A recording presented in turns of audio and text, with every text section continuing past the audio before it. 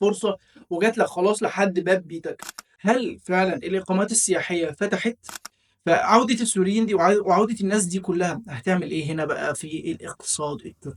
وهل ده هيفتح لك أنت فرصة إنك أنت تاخد المكان بتاع السوري هنا في تركيا؟ السلام عليكم، ازيكم عاملين ايه؟ رجعت لكم تاني في فيديو جديد. الفيديو النهارده هتكلم فيه عن موضوع مهم جدا جدا جدا. خلاص فرصة جات لك لحد باب بيتك. خلاص سوريا اتحررت والسوريين بدأوا يرجعوا خلاص لوطنهم. ربنا يا رب يكرمهم ويعينهم ويوفقهم على بناء بلدهم تاني من جديد إن شاء الله، وتصبح سوريا من أقوى الدول في العالم مش بس في الشرق الأوسط. وما تصدقش اللي هو يقول لك سوريا هتحتلها إسرائيل والكلام الفاضي والهبد بتاعه ده. طيب، خلينا قبل ما ندخل في الموضوع بس كده ما تنسوش الاشتراك في القناه وتفعيل زر الجرس وحط لايك للفيديو لو اعجبكم، وكمان اكتبوا لي في التعليقات ارائكم في الفيديوهات اللي انا بقدمها، وكمان حاجات اللي انتوا عايزين تشوفوها من تركيا في الفيديوهات اللي جايه. والمشاهدين الجدد طبعا في القناه يدخلوا يتفرجوا على الفيديوهات القديمه في القناه وان شاء الله هيستفيدوا منها. لو حابب تدرس في تركيا، لو حابب تيجي تشتغل في تركيا، لو حابب تيجي سياحه لتركيا، لو حابب تقدم على المنحه في تركيا، فخلاص انا بدات استلام الملفات بتاعت الطلاب للتقديم على المنحة التركية وتجهيز الملفات دي ليهم إن شاء الله. فلو حابب إن أنا أجهز لك الملف بتاعك للمنحة التركية وأقدم لك بنفسي على المنحة التركية، تقدر تبعت لي على رقم الواتساب الموجود هنا في الشاشة، ونبدأ على طول بإذن الله رحلة المنحة التركية. طيب، بالنسبة للموضوع بتاعنا وهو عودة السوريين لوطنهم. عودة السوريين لوطنهم هو أولا، خلينا نبص للموضوع بإقامة السوريين هنا في تركيا الأول. إقامة السوريين هنا في تركيا كانت عاملة إزاي؟ طيب، إحنا عندنا هنا تركيا هي أكتر الدول اللي استقبلت سوريين في العالم. تركيا استقبلت أكتر من 3 مليون و200 ألف سوري. عدد الموجودين هنا في تركيا دلوقتي هم يتخطى ال 3 مليون سوري. طيب، هل وجود السوريين ده كان مؤثر على الاقتصاد والحياة هنا في تركيا بشكل سلبي أم بشكل إيجابي؟ طبعا بغير نظرة التركي العنصري. طبعا فالسوريين اللي كانوا موجودين هنا في تركيا كانوا مؤثرين على الاقتصاد بشكل إيجابي طبعا جدا، وده لأسباب كتيرة يعني. وغالبية الأسباب دي أنت أكيد تعرفها عن السوريين، لأن السوريين هم شعب بيحب يشتغل، شعب مجتهد أصلا. هم لما كانوا حتى في بلدهم فهم كانوا لا، الصناعة كانت عندهم رقم واحد يعني في الشرق الأوسط. فهو شعب أصلا مجتهد بذاته. فهم بعض السوريين كمان برضو كان عندهم استثمارات في سوريا، فجم خلاص نقلوا الاستثمارات بتاعتهم لتركيا على طول. فالاستثمارات بتاعت السوريين الموجودة هنا في تركيا أصلا بتضخ في صالح الاقتصاد التركي. زي مثلا بعض السوريين اللي عندهم عقارات هنا في تركيا، اللي عندهم مصانع، اللي عندهم مطاعم، اللي عندهم ورش، اللي عندهم حاجات كتير جدا، بيشتغلوا في كل حاجة يعني حرفيا هنا في تركيا.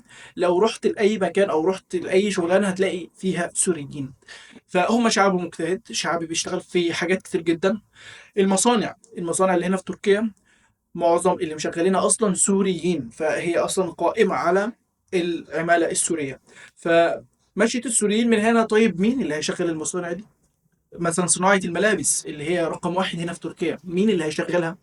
لان السوريين هم اللي مسيطرين على الموضوع بتاع صناعه الملابس خاصه هنا في تركيا. المطاعم السوريه هنا او حتى المطاعم التركيه اللي مشغلين فيها سوريين برضو، حتى برضو مؤسسات الدوله. ليه؟ لان في بعض السوريين لما جم هنا قعدوا هنا خلاص. في منهم اللي درس، في منهم اللي تزوج يعني مع واحده تركيه فخد الجنسيه التركيه، فبقوا يشتغلوا في المصالح الحكوميه مثلا. فالموضوع يعني زي ما انا بقول لك كده، هم السوريين في كل حاجه هنا في تركيا.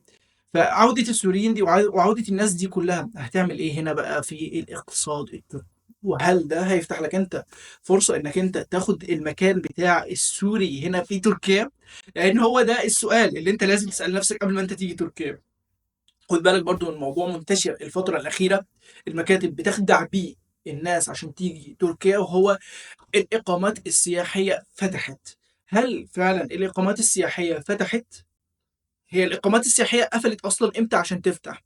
هو ما كانش فيه حاجة اسمها إقامة سياحية قفلت. الإقامة السياحية ما قفلتش خالص إطلاقا. الإقامة السياحية شغالة، وكانت شغالة، وغالبا هتفضل شغالة، مش هتتقفل أصلا، بس شغالة بشروط. فما تصدقش المكاتب اللي تيجي تقول لك لا الإقامة السياحية فتحت وتعالى هعمل لك إقامة سياحية. الإقامة السياحية شغالة بشروط. الشروط بتاعتها إن حد يعمل لك تعهد تركي، يعمل لك تعهد هنا في تركيا، او يكون عندك كشف حساب بنكي بيدخل له في الشهر 1.5 الحد الادنى للاجور. فالاقامه السياحيه ما كانتش افلم عشان تفتح، لا الاقامه السياحيه فاتحه، لكن ليها شروط طبعا صعبه شويه. فعشان كده ونسبه القبول بتاعتها اصلا ضعيفه شويه، فعشان كده كانوا بيقولوا عليها انها قافله. ودلوقتي بيقول لك فتحت عشان طبعا ايه انت يعني. وحتى لو فتحت الاقامه السياحيه انت فكر فيها دلوقتي. طيب، فرصه وجات لك خلاص لحد باب بيتك.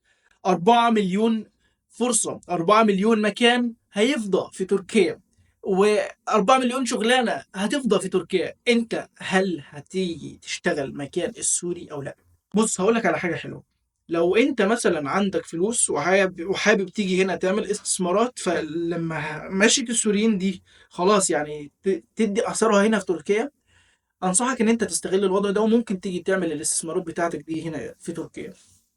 طبعا عندك برضو لو انت مثلا عندك حاجة معينة برضو، خد بالك برضو ما تنساش ان السوريين اللي هنا في تركيا كانوا عندهم لغة تركية، لان في منهم جزء برضو اتولد هنا في تركيا اصلا، وفي منهم حتى اللي ما اتولدش هنا في تركيا فدرسوا في جامعات هنا تركيا واتعلموا اللغة التركية كويس جدا. تعالى كده مع بعض نتفرج على شوية فيديوهات من الفيديوهات اللي عملوها الاتراك مع السوريين، وفي شوية فيديوهات كده كوميدية كده. نتفرج على فيديوهين ثلاثة كده على الانستجرام، نشوف الاتراك شايفين مشية السوريين عامله ازاي، وخاصه صاحب العمل التركي. لاننا زي ما انا قلت لك في الفيديو اللي فات ان المستفيد الاكبر من الموضوع بتاع شغل المصريين او السوريين او اي جنسيه اصلا مختلفه هنا في تركيا هو صاحب العمل.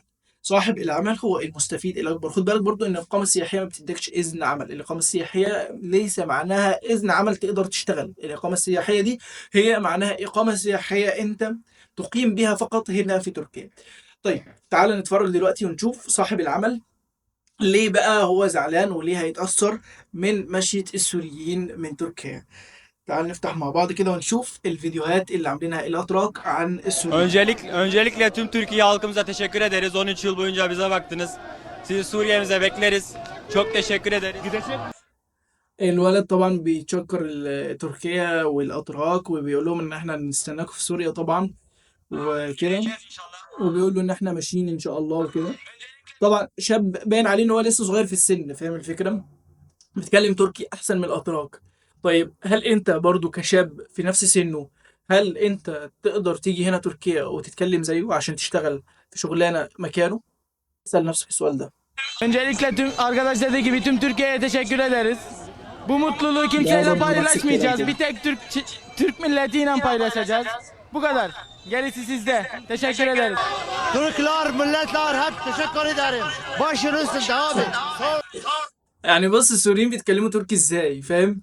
فاللي هو انت طيب زي ما انا بقول لك هنا برضو زي ما انا بقول لك كده اللغه التركيه بتفتح لك مجال عمل كويس جدا جدا. انا في الفيديو اللي فات ما كنتش بقول ان مفيش شغل، ان لا الحياه صعبه، ان الحاجات دي كلها في شغل، بس الفكره ان الموضوع محتاج منك لغه. الموضوع محتاج منك لغه لانك انت بتيجي مثلا من مصر او بتيجي من اي دوله، فانت ما عندكش لغه تركيه، فانت بتعافر، فاهم؟ صاحب العمل نفسه لما بيجي يشغلك هو مش فاهمك او انت مش فاهمه، فهو يعني انت مش هتقدر تقنعه اصلا حتى بالمهاره اللي عندك او بالشغل اللي انت تقدر تعمله، فاهم انت الفكره؟ فعشان كده اللغه التركيه مهمه جدا. انت ممكن تيجي مثلا دراسه تدرس هنا في تركيا تتعلم اللغه التركيه وبعدين تبدا تشتغل، لكن كشغل في شغل. لكن الفكره فين؟ الفكره ان انت تتعلم اللغه التركيه عشان تفهم الثقافه وتقدر تقنع صاحب العمل ده ان هو يشغلك. برضو خد بالك من نقطة مهمة جدا، حتى السوريين لو مشوا برضو ففي جنسيات تانية في تركيا، لأن تركيا فيها جنسيات كتير جدا جدا جدا جدا. في مثلا مغاربة، في جزائريين، في توانسة، في سودانيين، في مصريين برضو كتير جدا، في اسمه ايه ده يعني في كازاخستانيين برضو هنا كتير جدا جدا جدا. كازاخستانيين خاصة كمان عندهم اللغة الكازاخستانية دي قريبة من اللغة التركية، فعندهم اللغة التركية برضو ظابطينها. ف يعني بص منافسة شديدة جدا. تعال برضو نتفرج على فيديو تاني كده عن صاحب العمل هنا في تركيا. Abi ben gidiyorum. Sözcü Esat Mefta. Demek gidiyorsun ha kardeşim. Çok sevindim. Sen ne yapacaksın? İlan verdim ben de. Bir sürü başvuru oldu. Yarın başlayacaklar. Kimse başvurmadı. Zaten niye başvursunlar ki? Bu kadar düşük maaşa. Sigortası Ya. primi derken. Ben de zaten ödeyemem onların maaşını. Ne yapacağım bilmiyorum. Sen ne yapacaksın? Benim baba dükkan var. Orada çalışır. Dükkan falan yok abi. Ne yapacağım bilmiyorum. Ben zaten burada doğdum. Konuşmayı bile unuttum. Keşke gitmedesin abi. Kaldıysa. Abi ben kaçayım. Otobüs kalkacak. Yolun açık olsun kardeşim. يعني شوف ده الوضع اللي هيبقى فيه اللي هو صاحب العمل هنا في تركيا لما يمشي السوري، واحد بيديله راتب قليل طبعا لان الاتراك مش هيشتغلوا بالراتب القليل ده او باقل من الحد الادنى او حتى بالحد الادنى للاجور، مش عامل له اصلا تامين، فالاتراك مش هيقبلوا بشغل من غير تامين. فصاحب العمل مستفيد يعني ما بيدفعش حاجات كتير عشان يشغل الراجل ده، وبيديله راتب قليل وبيديله مميزات قليله جدا. فعشان كده يعني اصحاب العمل بيفضلوا انهم يشغلوا الاجانب. فعشان كده انت لو اجنبي مثلا تعالى، لو انت هتقبل ان انت تشتغل بالطريقه دي تعالى واشتغل وربنا يكرمك، يعني ربنا يرزقك ان شاء الله. لكن برضو زي ما انا قلت لك يعني ما تنساش ان المنافسه كبيره جدا. في فيديو تاني اهو، الفيديو ده الفيديو ده جميل جدا، الفيديو ده حلو جدا. عشان كده انا بقول لك ان الاتراك برضو يعني في منهم جزء كبير جدا جدا بيشتغل برضو في كل حاجه. فمفيش مشكلة سواء سيدات رجال أطفال كله بيشتغل هنا في تركيا.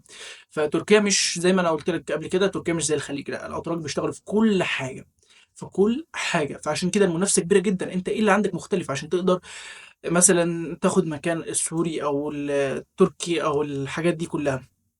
فعشان كده زي ما قلت لك انت لازم يكون عندك لغة تركية كويسة، لازم تكون عندك مهارة كويسة، لازم برضو لو انت هتيجي تكون عامل حسابك ان انت خلاص هتشتغل. وخاصة برضو لو انت هتيجي ما تجيش عن طريق مكاتب، لان المكاتب زي ما انت شفت في الفيديو اللي فات هيرموك اصلا في 20 افلر وهيرموك في الشارع ومش هيسألوا فيك تاني، هياخدوا منك 1000 ولا 2000 دولار عشان يسفروك. والموضوع اصلا سهل، موضوع السفر وموضوع الاقامة السياحية كله سهل، مفيش اي حاجة من المواضيع دي كلها صعبة. فانت تقدر تعمل المواضيع دي كلها بنفسك، يعني الموضوع سهل جدا. تعالى كده نشوف الفيديو ده مع بعض عن سيدات أتراك هنا بيشتغلوا في تركيا. بص كده. Yattığı yerden koca parası yiyen karılarla beni bir tutma aslan parçası. Her zaman helal rızık peşindeyiz. Kim ne derse desin kadının en büyük destekçisi kadındır. Bizim gibi kadınlara, çalışan kadınlara cümle selam olsun. Kapat diyoruz. يعني شوف بتقول لك ايه، بتقول لك ان احنا هنا بنشتغل طبعا انا اول شويه كلمات ما فهمتهمش بصراحه، لكن في الاخر كده لان اللهجه هنا مختلفه بتاعتهم. فاول شويه كلمات هنعديهم. في الاخر بتقول لك يعني ان المراه اللي بتشتغل هي المراه اللي بتسند نفسها، ما حدش بيسند المراه غير نفسها يعني. واحنا هنا بنشتغل واحنا هنا بنسعى للرزق الحلال وكده. فحاجه كويسه، فاهم يعني حاجه كويسه زي ما انت شايف. وطبعا في اتراك هنا بيشتغلوا برضو في كل حاجه زي ما بقول لك، يعني في كل حاجه هنا الاتراك مش سايبين حاجه ما بيشتغلوش فيها. فعشان كده طيب الموضوع كده انت نهايه الموضوع عشان بس ما تكترش عليك الموضوع.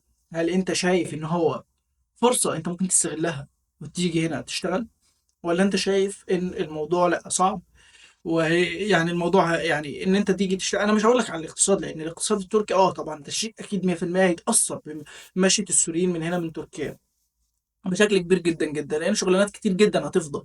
والتركي مش هيرضى يشغل واحد تركي برضه يدفع له الحاجات دي كلها. يعني هو كان خلاص في وضع ان هو مشغل مثلا في المصنع بتاعه 200 اجنبي مثلا، فال 200 الاجنبي دول هيمشي منهم مثلا 120 اجنبي مثلا. ف ال 120 مكانهم دول هيجيب واحد تركي يديله منين 30,000 ولا 25,000؟ فاهم الفكرة؟ فطبيعي هيجيب واحد أجنبي. فأنت ممكن تيجي مكانه، فاهم الفكرة؟ أنت ممكن تيجي مكانه، لكن لازم تقبل الوضع اللي أنت هتعيش فيه. زي ما أنا قلت لك كده لازم تقبل الوضع اللي أنت هتعيش فيه. لو أنت عملت إقامة سياحية برضه اعمل إقامة سياحية وممكن تنزل مصر يعني، وربنا يوفقك يعني إن شاء الله. أنا شايف برضه إنها فرصة ممكن تيجي تشتغل، ممكن تيجي تفتح لك باب إن أنت تشتغل في حاجة كويسة برضو وتظبط دنيتك. وخاصة لو عملت إقامة كمان فممكن برضو تقدر تنزل مصر وترجع، فالموضوع يبقى أسهل وأفضل. لكن برضو ما تنساش إن تركيا لو أنت هتيجي تعيش في تركيا أو هتيجي تشتغل في تركيا هتبقى مسافة قصيرة جدا، لأنك هتعرف لما تيجي وتقعد هنا في تركيا سنة وسنتين هتعرف إن الموضوع لا يستحق زي ما أنت فاهم الموضوع يعني. انا والله بحب اتكلم معاكم كده ايه يعني ندردش مع بعض في المواضيع دي. طبعا لو في عندكم اي حاجه برضه اكتبوا لي وكده، وان شاء الله ربنا يوفقكم يعني باذن الله، وربنا يكرمكم ان شاء الله. واللي عايز يجي تركيا برضو ما ينساش يتواصل معايا على رقم الواتساب اللي هسيبه لكم هنا في وصف الفيديو، وانا باذن الله اساعده ان شاء الله ان هو يجي ويسافر. ده كان الفيديو بتاع النهارده، اشوفكم فيديو جديد. ما تنسوش الاشتراك في القناه وتفعيل زر الجرس، هحط لك للفيديو طبعا. والسلام عليكم ورحمه الله وبركاته.